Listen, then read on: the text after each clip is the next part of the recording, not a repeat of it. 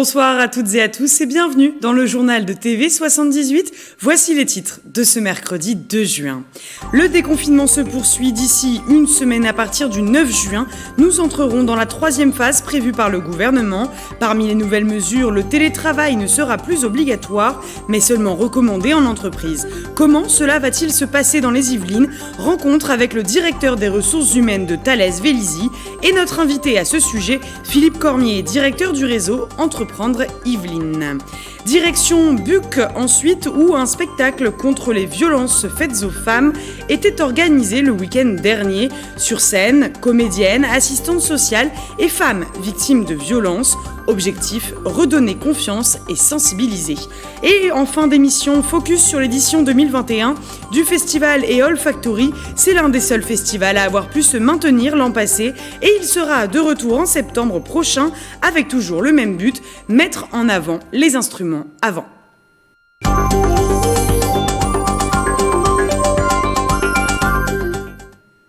Comme je vous le disais en titre, la troisième étape du déconfinement aura lieu le 9 juin prochain. Pour les entreprises, cette étape marquera la fin de l'obligation du télétravail à 100% pour ceux qui le pouvaient. Sur le site de Thales à Vélizy, même si le télétravail ne va pas être totalement abandonné, le retour des salariés se précise. Interview du directeur des ressources humaines au micro de Bérangère Bourgoin.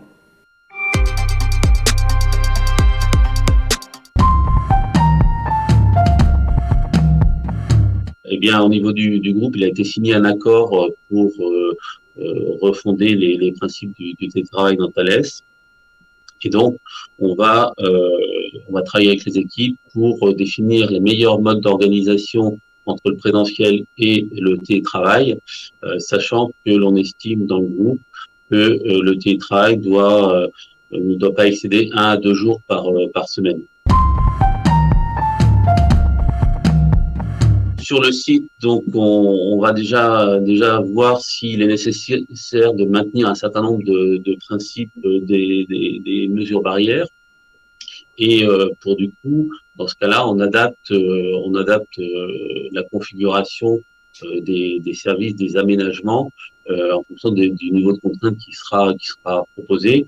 Et donc le télétravail, par exemple, la bascule entre le télétravail et le présentiel sera gérée à l'aune de ces contraintes et pour assurer la meilleure sécurité de tous les collaborateurs.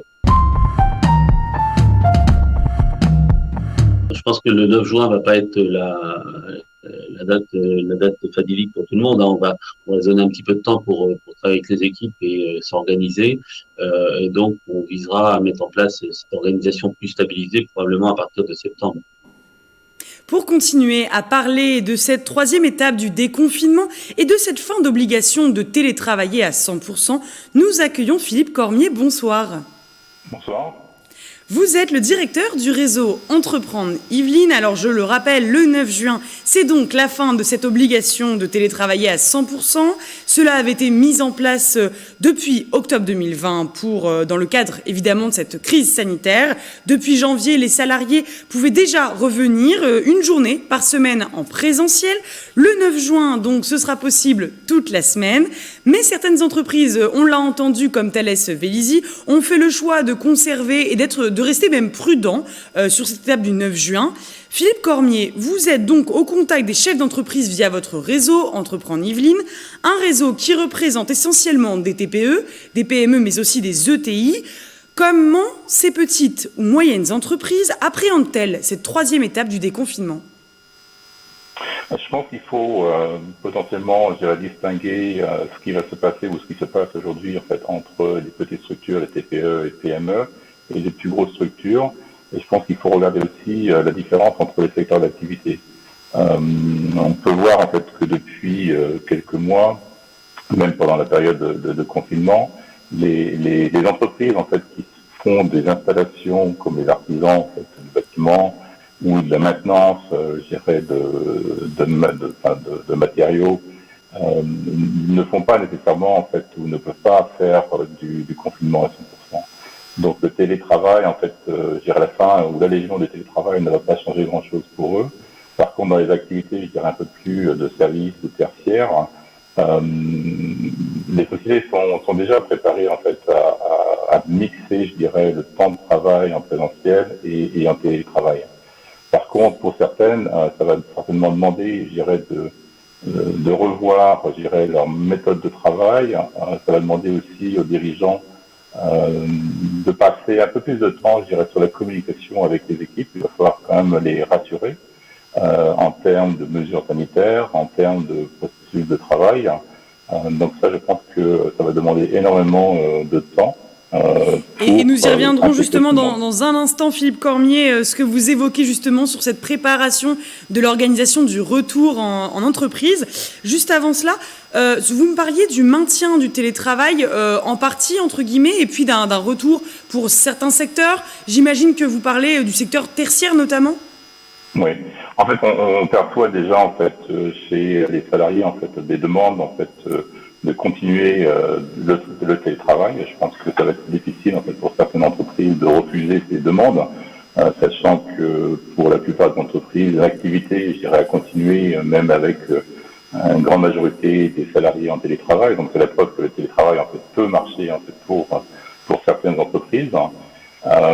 Et donc il va falloir en fait être à l'écoute des salariés, des collaborateurs en fait pour savoir en fait comment ils souhaitent organiser en fait leur travail avec leurs collègues. Et pourquoi cette tendance selon vous? Alors dans le secteur du tertiaire on le comprend, dans le bâtiment, chez les commerçants c'est un peu plus compliqué en effet de télétravailler, vous l'avez dit. Pourquoi cette tendance chez les salariés, chez les chefs d'entreprise de maintenir cette forme finalement de travail? Je pense qu'il y a peut-être deux aspects en fait. Je dirais que la crise du Covid nous a démontré que le télétravail en fait fonctionne. Si les salariés peuvent avoir, je dirais, un environnement de travail chez eux, je dirais, satisfaisant et agréable. La deuxième chose, c'est, je pense que c'est un petit peu la période de réadaptation. Potentiellement chez certaines personnes salariées, c'est un peu de résistance en fait, de retourner en fait au travail, de prendre potentiellement des risques en étant en contact avec d'autres personnes. Donc je pense qu'il va falloir au moins 2 ou 3 mois en fait aux entreprises et à leurs collaborateurs en fait pour se réadapter en fait à ces notions de mix de télétravail et de présentiel. Je pense que ça va pas être une action très binaire en fait. Alors du coup, pour certaines entreprises aussi, d'avoir mis en place pour ses salariés ce télétravail à 100%, ça a aussi été un investissement, tant sur le plan financier que logistique. Ça a parfois été compliqué, on l'imagine bien, pour certaines TPE ou PME, notamment sur le numérique. Pour vous, est-ce que cela influe aussi sur les salariés, sur les chefs d'entreprise, de vouloir maintenir ce côté télétravail ? Oui, effectivement, vous avez raison. C'est l'investissement en fait, il a été fait. Je pense que comme c'est un investissement avec un certain retour sur investissement aussi, donc je pense qu'il faut garder ces investissements. Mais je pense que c'est plutôt en fait, on s'est aperçu que quand on trouve le bon équilibre entre le télétravail et le présentiel, l'entreprise peut être très opérationnelle, même voire plus performante que précédemment. Et le télétravail a quand même apporté pour certains des collaborateurs et des salariés une amélioration en fait, de la qualité de vie pour ceux qui pouvaient le faire concrètement. Donc il y a aussi une demande certainement en fait, de collaborateurs de garder je dirais, cette qualité de vie, de pouvoir travailler à distance, de ne pas avoir à prendre les transports communs ou prendre sa voiture et passer 3 quarts d'heure, voire plus d'1 heure en fait, dans les transports communs. Ça crée quand même beaucoup de fatigue et de stress et je pense que il va y avoir, je dirais, une adéquation à trouver en fait entre ce temps de télétravail et de présentiel. Donc je pense que c'est pour le bien de l'entreprise, de l'entrepreneur et de ses salariés. Merci Philippe Cormier. Je rappelle que vous êtes le directeur du réseau Entreprendre Yvelines. Merci encore pour toutes ces précisions.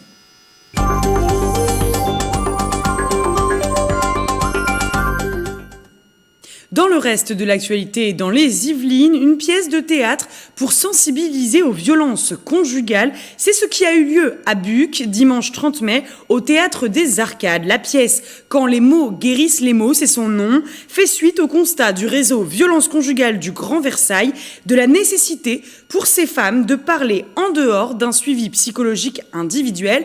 Sur scène, comédienne, assistante sociale et femmes victimes de violences. Objectif, redonner confiance et sensibiliser. Le reportage de Justine Brasier. Conjoints ou ex-conjoints agressent en moyenne 213 000 femmes par an. Celles-ci sont âgées de 18 à 75 ans.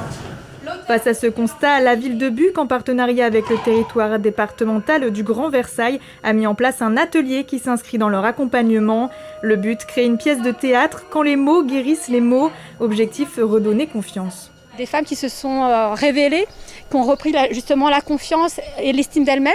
L'une d'ailleurs n'était pas sur scène parce qu'elle a retrouvé du travail.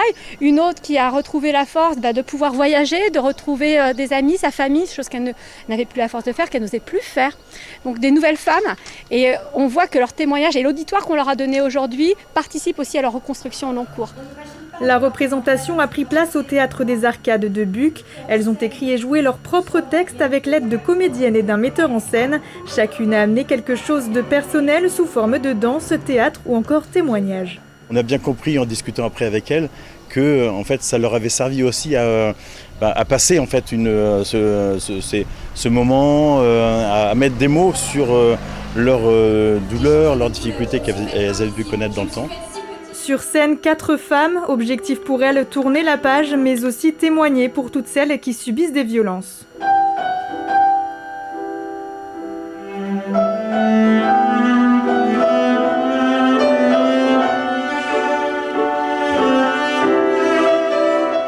Je pensais à toutes ces femmes qui n'avaient pas eu la chance de pouvoir s'en sortir, de trouver la bonne personne qui les aurait aidées, toutes ces femmes qui n'avaient pas, au fur et à mesure des mois et des années, senti la force qu'on a toutes en fait en nous, mais qu'on ne développe pas suffisamment parce qu'on ne sait pas comment faire et on n'ose pas le faire. Et je voulais parler pour elles. La ville de Buc envisage de poursuivre ce projet par la rédaction d'une bande dessinée. Le but, mettre sur papier ce témoignage et sensibiliser. La ville espère également tourner ce spectacle dans d'autres villes des Yvelines. Aujourd'hui, nous nous tenons debout pour celles qui ne le peuvent plus, mais aussi pour celles qui ont vu basculer leur chemin. Direction le Chénet-Rocancourt à présent. Depuis mi-mai, la bibliothèque s'est lancée dans le portage de livres à domicile. Les personnes ne pouvant pas se déplacer peuvent profiter de ce service gratuit. Les précisions de Célia Gatsongo. Allô ? Oui, bonjour. Ici la bibliothèque du Chénet-Rocancourt. Les appels s'enchaînent à la bibliothèque du Chénet-Rocancourt. Depuis mi-mai, les Chénet-Courtois qui ne peuvent pas se déplacer bénéficient gratuitement du portage de livres à domicile. On appelle ça un portage plus qu'une livraison parce que le but aussi c'est de rompre l'isolement de la personne, d'avoir un moment d'échange et de sociabilité avec elle. Alors dans le contexte sanitaire actuel, c'est un peu limité, on fait une livraison au pas de la porte, mais l'idée à terme dans un contexte sanitaire normal, c'est qu'on aura un temps d'échange avec la personne. Ça pourrait être un échange autour de ses dernières lecture, des conseils. En majorité, ce sont des personnes âgées qui ont recours à ce dispositif, mais les personnes handicapées, femmes enceintes ou encore souffrant d'une pathologie peuvent aussi en profiter. Ce matin-là, une bibliothécaire cherche des livres pour une personne âgée qui l'a appelée un peu plus tôt. En fait, c'est très important, voyez, le coup de fil, parce que ça peut être très bref si la personne a vraiment des auteurs. Si elle me dit « je veux le dernier Musso, je veux Lévy », etc. Là, on peut passer très peu de temps. Maintenant, si c'est quelqu'un qui n'a pas d'idée, c'est très très important de prendre son temps. Vous voyez, à la limite, je ne compte pas mon temps quand je suis au téléphone, parce qu'on essaye de trouver au mieux ce qui correspond à ses goûts. Une fois les livres trouvés, Emmanuel Delille les met dans un sac avec une liste de questions pour affiner les recherches futures. Pour l'instant, le portage de documents à domicile se fait une demi-journée par semaine. Arrivé chez la bénéficiaire, la bibliothécaire dépose les livres sur le pas de la porte. J'apprécie énormément qu'on les porte à domicile. Ça, c'est agréable, d'autant plus que moi, je commence à avoir un peu de mal à marcher, à aller aussi loin. Et j'ai l'intention d'en parler autour de moi. Jusqu'à 10 documents peuvent être livrés toutes les 4 semaines. C'est l'un des seuls festivals à avoir pu se tenir malgré le Covid l'année dernière.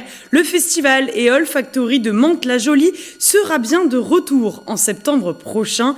Un festival avec une particularité pour le moins originale, mettre en avant les instruments à vent. Reportage de Bichente Mérien-Santi-Stéban. Le festival Éole aura bien lieu du 10 au 12 septembre prochain sur l'île L'Aumône de Mantes-la-Jolie. Pour la 3e édition des festivités, le principe reste le même. Ce festival présente la particularité d'être l'occasion de la mise en valeur de la facture instrumentale des manufactures d'instruments de musique à vent qui sont situés sur le territoire et plus précisément à Mantes-la-Ville. On a aujourd'hui 2 leaders mondiaux qui sont dans le Mantois et qui fabriquent des instruments de musique. Donc pouvoir porter un événement culturel de dimension nationale qui fasse un clin d'œil à cette identité, c'est évidemment une satisfaction particulière. Ainsi, la programmation fait en sorte qu'un instrument à vent soit sur scène pour chaque concert. Et des concerts, il y en aura plus de 20 avec certains visages connus du grand public. En ce qui concerne les têtes d'affiche, nous avons le vendredi principalement Cassave, nous avons le samedi Rhoda Scott avec entouré d'un orchestre féminin, et le dimanche Debout sur le Zinc et Thomas Dutronc. Plus j'aime t'embrasser. Cette année, tous les artistes demandent qu'à jouer. C'est relativement facile de les faire venir. Ils ont envie de jouer, ils connaissent le lieu et tout se passe pour le mieux. Les incertitudes liées à la Covid qui n'influent pas sur la programmation, mais plutôt sur l'organisation. On part sur un festival qui a une jauge inférieure à 1000 personnes. Et donc, on reste dans ce cadre qui est établi aujourd'hui. On a anticipé beaucoup de choses, donc l'idée c'est que ça joue. On est quand même dans des métiers où on sait s'adapter, on est réactif et on le fera si on doit s'adapter dans un sens ou dans un autre. En tout cas, l'idée c'est que ça joue au mois de septembre. Les tarifs pour les places varient entre 25 et 33 € pour un jour. Des passes 3 jours sont également en vente à 62 € d'abord en quantité limitée, puis 78 €. Pour refermer ce journal, la Bergerie nationale de Rambouillet a organisé samedi 29 mai la 2e édition de sa formation à l'apiculture. Le centre d'enseignement zootechnique a accueilli 12 amateurs et professionnels qui ont pu apprendre à gérer un rucher. Reportage de Bérangère Bourgoin et Mélanie Poquet. Ils étaient 12 à enfiler leur combinaison à l'occasion de la 2e journée de formation à l'apiculture qui a eu lieu à la Bergerie nationale. Alors on a à la fois du grand public complètement non initié qui vient ici avant d'acheter des ruches ou de se lancer à l'apiculture. Ça c'est pour le stage de découverte. Et puis là aujourd'hui c'est un stage de perfectionnement. Donc on a des gens qui gèrent déjà quelques ruches. On peut avoir aussi des professionnels de l'environnement ou du paysage qui dans le cadre de leur activité gèrent des ruches. La formation a commencé avec les techniques d'enfumage des abeilles. Le but pour la bergerie, apprendre aux participants à se perfectionner pour développer ou pérenniser son rucher. Tout le monde s'y intéresse, mais tout le monde pense aussi que c'est facile. Nous, on est aussi là pour aiguiller les gens, les aider à faire les bons choix, à se lancer ou pas, tout seul ou accompagné. Amateurs ou professionnels, les inscrits à cette formation ont pu compléter leur première journée découverte du 22 mai au sein d'un des 3 ruchers et des 70 colonies d'abeilles de la bergerie. J'ai en fait dans ma maison de famille, on a des ruches depuis très longtemps et la personne qui s'en occupe ne peut plus s'en occuper. Donc voilà, le but c'est de se former pour pouvoir prendre la relève sur la gestion du rucher. Il manquait un peu, on va dire, un cadre, une organisation, que ce soit plus clair dans ma tête. Donc, et puis là, franchement, c'est très bien. C'est super, c'est clair. La Bergerie nationale organise ses formations 2 fois par an au printemps pour respecter le rythme des abeilles. C'est la fin de ce journal. Merci de l'avoir suivi. Je vous laisse avec ma collègue Mélanie Poquet pour le 7-8 Société. Le 7-8 Journal, lui, revient demain, présenté par Grégory Canalet à 18h en direct. D'ici là, retrouvez-nous sur nos réseaux sociaux, tv78.com, notre site internet et notre application mobile TV78. Et je vous souhaite une très bonne soirée.